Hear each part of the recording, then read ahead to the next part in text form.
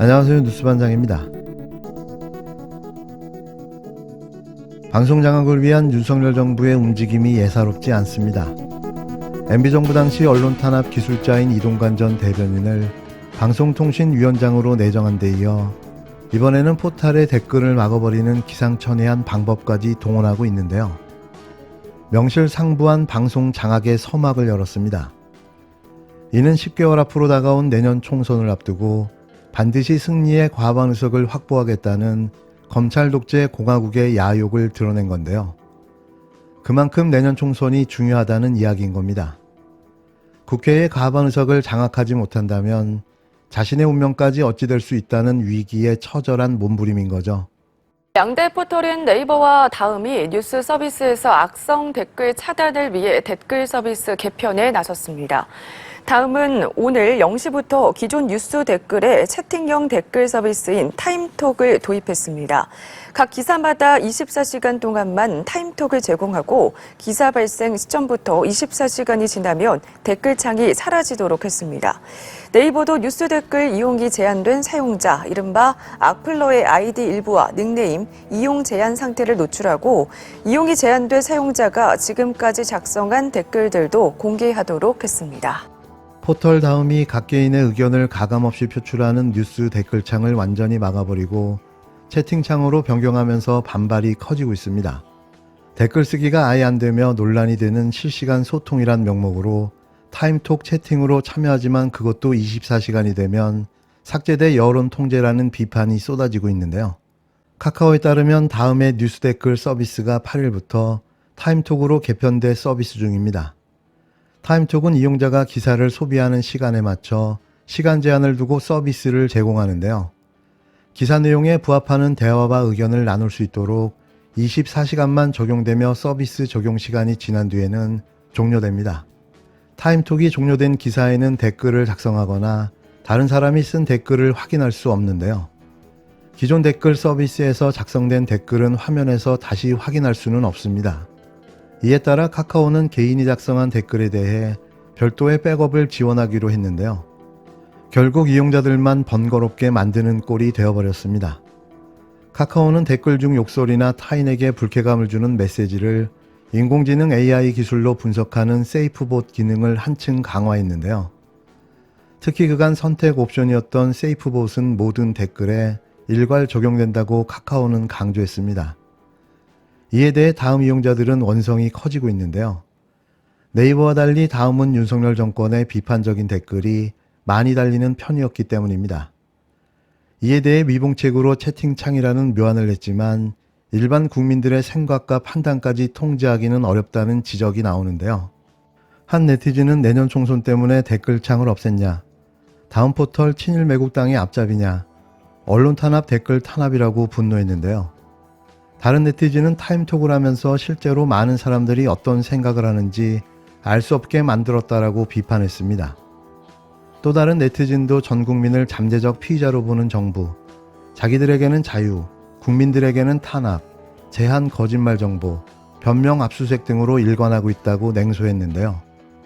이외에도 타임톡이 기가 막혀 하루짜리 댓글이라니 이게 뭐냐, 네티즌에게 댓글 계엄령을 선포했군, 댓글 못 남기게 하려고 만든 꼼수냐, 총선 1년 앞두고 모든 걸 총동원하는구나, 중국보다 더 심한 것 아니냐, 김관진을 괜히 풀어준 게 아닌 듯, 윤석열은 국민과 싸우는 중, 한심하다, 시간 제한이 있어 댓글 부대 한 번에 몰려오면 여론몰이 하기 좋겠네, 매일 올라오는 가짜 지지율 뉴스에 댓글도 못 달기에 국민의 목소리까지 막냐, 자유를 그렇게 외치더니만 본인의 자유는 중요하고 국민의 자유는 박탈이냐는 등의 반응을 보였습니다. 서서히 마각을 드러내기 시작한 윤석열 정부의 방송 장악, 언론 장악 시도는 아무리 우겨봐도 기정사실일 뿐인 건데요. 대체 어느 나라에서 댓글을 채팅으로 또 시간이 지나면 사라지게 만든단 말입니까? 윤석열 정부의 대놓고 벌이는 온라인 재갈 물리기 시도는 어떤 정부에서도 단 한 번도 하지 않은 일을 시도하고 있는 겁니다. 후쿠시마 원전 오염수 방류가 임박한 가운데 일본 내부에서도 우려의 목소리가 나오고 있습니다. 일본 원전 설계에 직접 참여한 전문가마저 오염수 방류는 막아야 한다는 입장을 분명히 밝혔는데요. 전화 연결해서 자세한 이야기 들어보겠습니다. 고토 마사시 공학 박사님입니다. 고토 마사시 공학 박사가 후쿠시마 원전 오염수에 삼중 수소에 대해 희석하고 정화한다고 해도 대량의 오염수가 바다를 오염시킬 것이 분명하다고 주장했습니다. 일본 후쿠시마 원자력 발전소 설계에 참여했던 고토 마사시 박사는 8일 MBC 라디오 신장식의 뉴스 하이킥과의 인터뷰에서 삼중수소라는 방사능 물질은 과학적 기술적 면에서 통상적으로 물과 분리할 수 없는 물질이라며 따라서 인체나 생명에 영향이 어느 정도 미칠지 분명하게 밝혀져 있지 않다고 말했는데요. 고토 박사는 방사능 물질의 농도가 문제가 아니라 환경으로 내보내는 절대량이 문제가 되는 것이라며 환경 문제를 생각했을 때 원자력 발전 그 자체가 문제라고 지적했습니다. 일본 정부의 알프스를 통과한 오염수는 방류해도 괜찮다는 주장에 대해 고토 박사는 알프스로 처리한 후에도 탱크에는 여전히 삼중수소의 방사능 물질이 남아있다며 방사선 핵종을 어느 정도까지 제거했고 정화했는지에 대한 데이터가 정확히 나와 있지 않다고 반박했습니다. 후쿠시마 원전 오염수 한국 시찰단과 관련해서는 설비가 설계대로 설치되어 있다는 건 너무나도 당연한 이야기라면서 여기에 큰 의미를 부여할 수 없다고 지적했는데요. 그러면서 오염수 방출은 사람과 모든 생명체에 미치는 영향, 이것이 나중에 되돌릴 수 없는 환경 문제로 연결된다고 우려했습니다. 원전학자인 웨이드 앨리슨 영국 옥스퍼드 대학교 명예교수의 오염수 10리터도 마실 수 있다는 주장에 대해 고토 박사는 안전이란 무엇인지 과학 분야에서 허용되는 한도와 사회적 허용량의 개념을 잘못 이해하고 있다며 이런 중대한 안건에 대해 공공장소에서 이야기할 자격이 있는지 심히 의심스럽다고 비판했는데요. 고토 박사는 일본 정부가 오염수를 해양 방출할 필요가 없는데도 강행한다며 바다에 살고 바다를 생활의 일부로 하고 있는 사람들의 권리를 침해하는 행위로서 탄핵해야 한다고 주장했습니다. 그는 환경을 방사능으로부터 지키는 것은 중요한 문제라며 지구온난화와 동등하게 인류가 해서는 안 되는 행위로 역사에 새겨야 하는 것이라고 목소리를 높였는데요. 현재 일본의 오염수 방류는 안전하다는 논리를 도쿄전력의 원자력 발전소 설계에 참여한 박사까지 나서 거짓 허위 주장이라고 강력하게 비판하고 나선 겁니다. 이래도 윤석열 대통령은 국힘당은 수수방관만 하며 지켜만 보고 있을 건가요? 나라를 팔아먹은 친일 매국노도 이 정도는 아니었을 듯합니다. 오염수 해양 투기를 강행하려는 일본에 항의하는 게 아니라 정당한 문제 제기를 하는 야당과 국민을 겁박하는 데에만 열중하고 있습니다. 후쿠시마 지역 어민들도 원전 오염수 해양 투기를 반대하고 있고 일본 국민 절반 이상도 납득하지 못하는데 왜 우리 국민은 납득해야 합니까?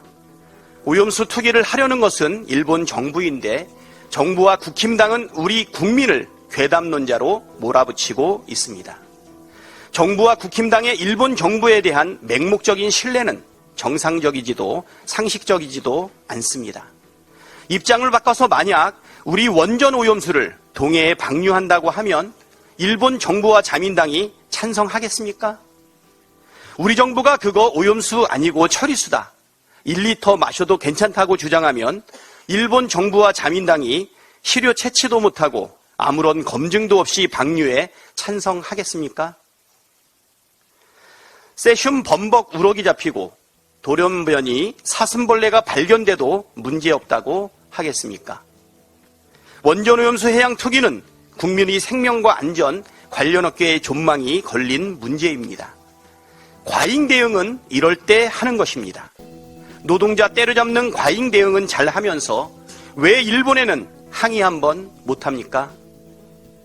안전하면 일본 내에서 소비하면 되지 왜 바다에 버리느냐고 따지는 게 그렇게 어렵습니까? 윤석열 정부와 국힘당은 일본 편이 아니라 국민 편에 서십시오. 계속해서 국민의 뜻을 외면한다면 국민으로부터 버림받게 될 것입니다.